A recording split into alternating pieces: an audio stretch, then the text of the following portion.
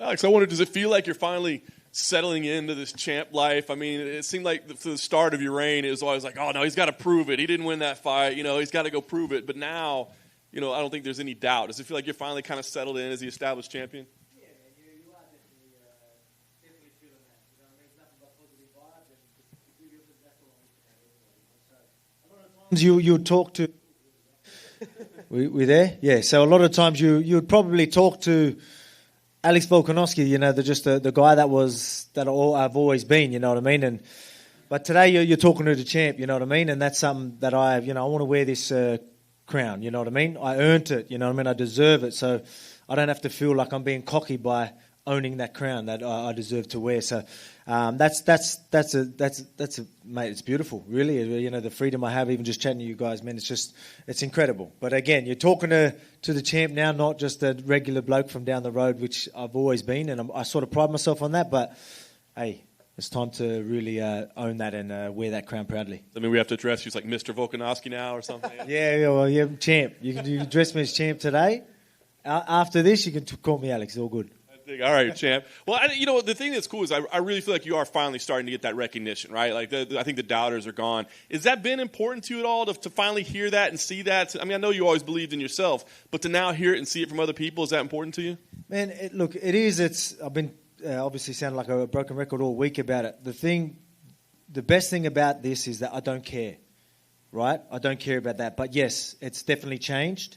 But I've changed, I'm not looking for the negatives. And this was only recently where I was like, what are you doing? I was like paying way too much attention to all that type of stuff and, letting that just put weight on my shoulders for nothing. It was holding me back. I couldn't be myself. I couldn't be free, as I'm trying to say. Where now, yes, it has changed, but what's better about it is the fact that I don't care if it didn't. You know what I mean? I really don't. If I wasn't getting it, whatever. Who cares? Move on. You will jump on board soon. That doesn't matter. You know what I mean? So that's where I'm at right now, and that's what I love about it. But yeah, it's definitely changing, and it's good. The names that you've been beating, obviously Ortega, Holloway, Aldo. I mean, now you look at Zombie. I just wonder where you see, like, A, your excitement level. I mean, he's a guy that's been around for a long time, of course. But B, maybe also like the challenge, though. I mean, those guys were the specialists at what they do. This guy's, more of a veteran than necessarily the clear number one contender. So where does your excitement level and the challenge level live here for you? Oh, man, I'm pumped for this. I'm absolutely pumped. Obviously it's a new face. It's, well, not really a new face, but I mean, obviously across the octagon for me, but he's definitely a familiar face. He's been around forever. It's a guy that I've always wanted to fight. I've always thought I was going to fight. You know what I mean? It's a Zombie. He's been at the top of the game ever since this featherweight division has ever started. So, it was something that, this is a legacy fight. This is someone, I've taken out a lot of the legends, and I want to keep taking out legends. So he's definitely one of them. He's earned this spot. He definitely has.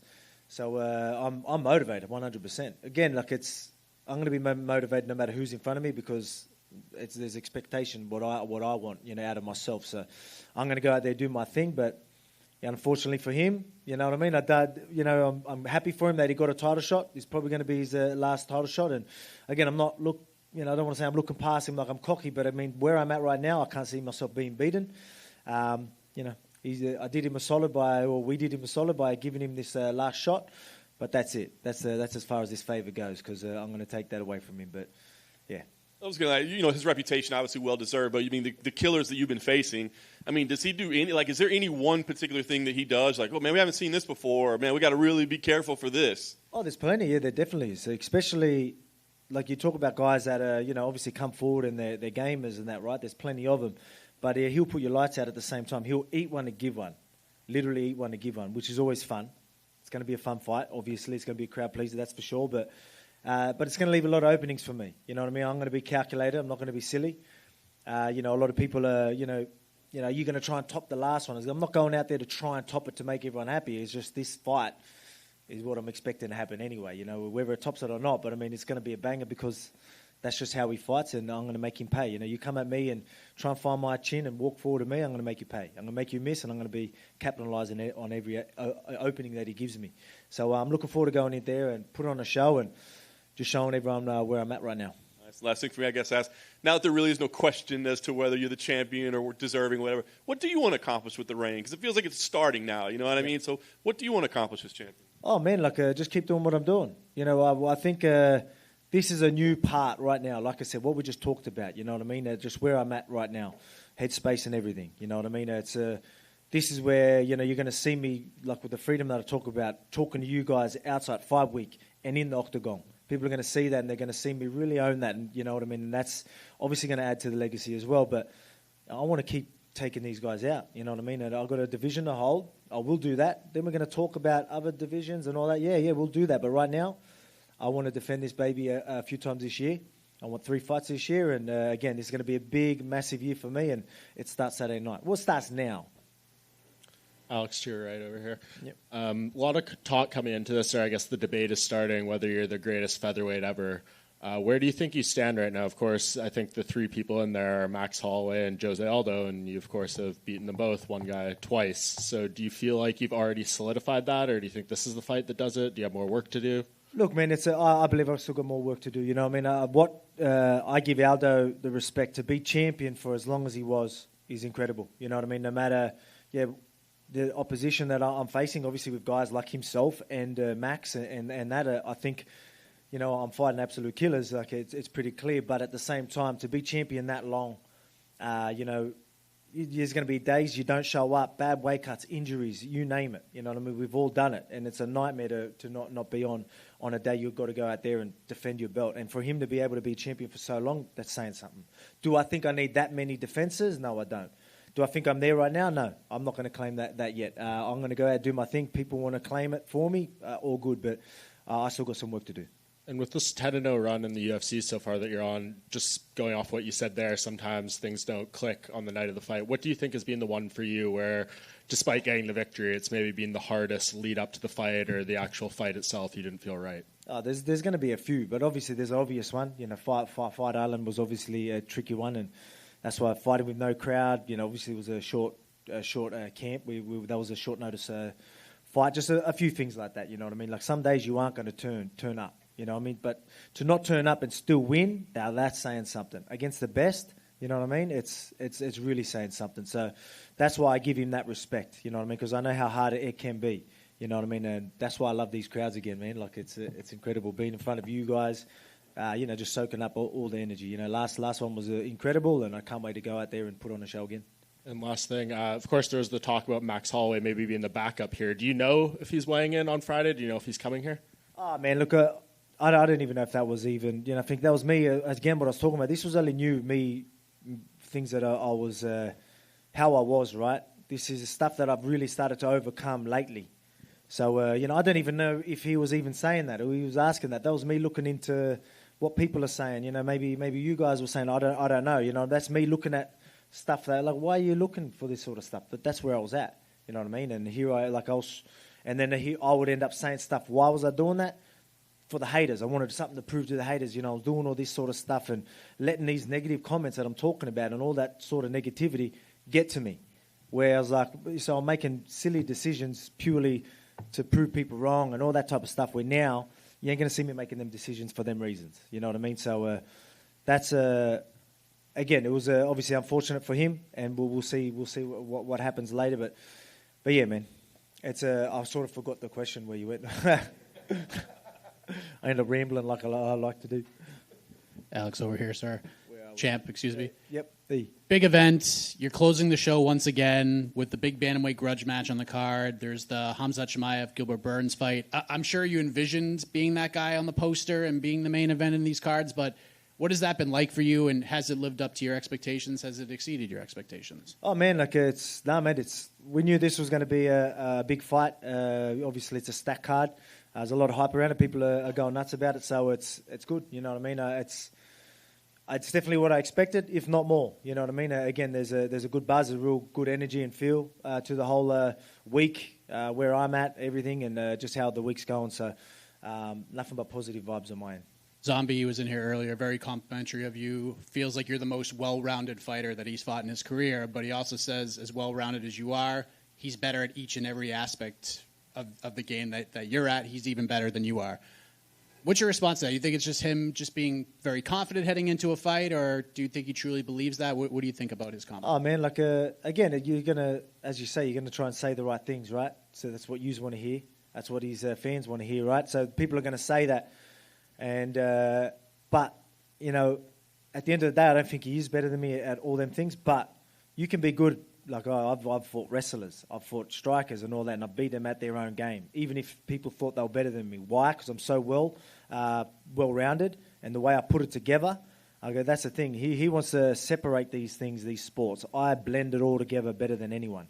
So you got my, you know, obviously, I think I'm one of the greatest athletes there is right now. I bust my ass to be in that position. Then I've got the fight IQ, resilience, durability, fight, you know, everything. You know, I got so many tools that come into play. You know, him relying on, you know, even the way you said that, talking about, I'm better at the grappling and sort of separating them is where I know I'm levels above him. And I don't mean that in any disrespect, but that's how I see it. I go, I could, you know, if I had to do someone that was a jiu-jitsu guy, as you've seen, MMA is different. You can go and you can get me. Yeah, obviously you got me in some bad positions, but I get up, I'm going to punch your head through the canvas. You know, you holding guard, you be there, be prepared to be punched in the face. You don't get to chill and do things, you know what I mean? This is a different game. You got cages in the way, you got striking, you got different looks, you got fakes. You know, there's so many things that come to play. So if he really does think he's better than me in these places, that doesn't matter anyway. But obviously I don't believe that. Speaking of fighters who are complimentary of you, Petr Yan was in here earlier. There's a lot of comparisons between you guys, and he put you over as a great champion, a guy who does things correctly, preparation, everything. Just wanted to get your thoughts on Yan as a fighter in his fight with Sterling, and how do you see that matchup going? Yeah, Jan's a man. I know I've known him for a while. We've trained together for a long time, and again, we are pretty similar. We're both, you know, I pretty much just said everything when you talk about, you know, fight IQ, resilience, durability, you know, busting your ass, working hard, all that type of stuff. He ticks all the boxes. That's why, you know these guys that are like that are going to be hard to beat. You know, they never give up attitudes and all that type of stuff. Like, when you've got all them tools plus these things that aren't easy, like you can't really be taught some of these things, to have them as well on top, they're hard men to beat. Last thing for me, because you said something very interesting about being free and letting a lot of that stuff go. And you came into the UFC as a guy who came up through the ranks. You wanted to be the good guy. You didn't want to be the guy that was rising up, being somebody you're not. You didn't want to be the trash-talking guy. You wanted to do things your own way and let your merit determine where you were going to go as a fighter. So with fight build-ups and things like that, what are the lines in your eyes, and how do you think things have evolved on that end? Like, we see what's happening between Covington and Masvidal, that kind of thing, what that has led to, and other examples. Where do you think the game is heading from that aspect? Well, you'll never see me be a Colby Covington, that's for sure. But, you know, again, I'll just be me. I'll be free. If that's what I'm saying. I just want to show my character. I am a friendly guy, but if you piss me off, I'm going to say something. You know, that's just how I am. But again, I don't feel like I have to try and force something and be someone I'm not just to please everyone. That's something I'm over that. You know what I mean? I feel like I can be myself, and that's good. You know what I mean? Again, the freedom of that. But at the same time, if I do decide to go that heel route or something like that, if that's a decision I make, I'll be comfortable with it. You know what I mean? Even if it was a wrong decision at the time, I'll move on. You know what I mean? That's where I'm at right now. You know, usually I'll be sitting there doing my head in for forever. Like, why'd you say that? Oh, and now it's like, oh, well, yeah, whatever. Move on. You know what I mean? So that's where I'm at. So just be me. You know what I mean? That's what I'm comfortable with and confident in as well. So that's something that I'm actually proud of as well. Alex, you've been getting a lot of love, obviously, with all the work that you've been doing at 145 pounds. But on a bigger spectrum, pound for pound of the best fighters today, where do you think you're at? Do you feel like you should be in that conversation among the very best pound for pound fighters? Oh, yeah, definitely. I believe so. Like, look at there's a lot of guys that you'd look at, GOATs, and, you know, people that are near the pound for pound list. Like, I beat these guys as well, you know what I mean? So obviously you're going to have me right up there, but I know people that know the game know that I'm right up there. But, you know, after, like I said, even after this weekend and after a couple of fights, you know, everyone's going to be throwing my name right up there. You know, I truly do believe that. Again, I'm very confident in my abilities and where I'm at. And, again, you know, I'm going to show that this weekend. Yeah, you mentioned how Korean Zombie was a guy that you hoped that you cross paths with, and here you are. Mm-hmm. Any other names at 145, or any super fights, or any names that you would like to have at some point in your resume when it's all said and done? Oh, man, obviously all of them. I want a piece of all of them. So whoever's that number one spot's always going to get it. But, I mean, you obviously got guys that have been in the division, you know. But, again, I'm trying to think now who's still in the division. So they're coming and going a fair bit. But, you know, it comes up a fair bit. Obviously, people ask about Conor and things like that, and everyone's going to throw his name out there because it's the money fight and all that type of circus around it and all that. But again, this is obviously a guy that's he's held this belt in my division as well. I've taken out the other guys. I haven't had the chance to do him. Obviously, that's something that would be incredible, but he ain't making featherweight. If I've got to move up to still take that title, I would. But so that's something that obviously intrigues me when you talk money, hype, all that type of stuff, but not just that. He's someone else that's held this, and I want to take them all out. Again, the legends of my division, I want to take them out. And to stay on that topic, Conor had like a really interesting run at 145. I mean, it was great, but it was also very quick. Mm-hmm. Where would you rank him among the champions? And just for history's sake, where would you put him as far as the greatest featherweights out there? Yeah, man, you need defenses. That's the thing. Like, I'm going to give him respect. The dude can fight. You know what I mean? He's made some bad decisions and all that type of stuff, but he can fight. You know what I mean? To take out Aldo in Aldo's prime and all that, that's saying something as well. But I think Aldo's still showing that he's still in his prime, so he just doesn't age. But again, I feel like I've definitely done a lot more than him. So I think he's out of all the champions. I'd say you have to be at the bottom of the list. He ain't gonna like that, but whatever. And last one for me, Korean Zombie was here earlier, and I asked him what's his favorite zombie film. I wonder if you're a zombie fan, and if so, any movie out there that you have a special spot for? Zombie fan. I think someone's asked me this, and I should already know the answer. But man, everyone knows. I know Game of Thrones they ain't really zombies, are they? Similar, sort of. The guys that come out. Can I get away with that? I get away with that, eh? There's a lot of weird shit in that movie, so you could say there's zombies that are involved there. So I reckon that, because I don't know if you remember, but that was my walkout for all my way to the belt. That was where I ended that. It was like, all right, now we're on to a new chapter. So that was a big part of my life. So because Game of Thrones, obviously, for me to have it as my walkout song was a big movie. So I'm going to claim that they're zombies. Thank you, Alex. They ain't White Walkers, they're zombies. Yeah, Alex, right here. You just mentioned the idea of moving up in weight to lightweight. How much longer do you plan on staying at featherweight? It just depends on what the division does. So I've said this a few times, where we've got a lot of guys that are so close to a title shot. You go out and you fight that, you take that number one spot. It's not hard for a lot of these guys. Literally have one more fight against the right guy, and everyone's screaming your name, and then I'm going to fight you. That's it. I don't care who it is. But if you're going to sit there waiting, wanting shit given to you, expecting title shots, as you've seen when Max got injured, everyone was putting their hand up and expecting a title shot given to him. That's a shit mentality. You know what I mean? Change that mentality, go on in that number one spot, and then I'll be active in this featherweight division. If not, while you're sorting your shit out, I'll move up and fight in lightweight. So I could be fighting the next 3 fights in featherweight, depending on what these guys want to do. All right, thanks, Alex. Thank you.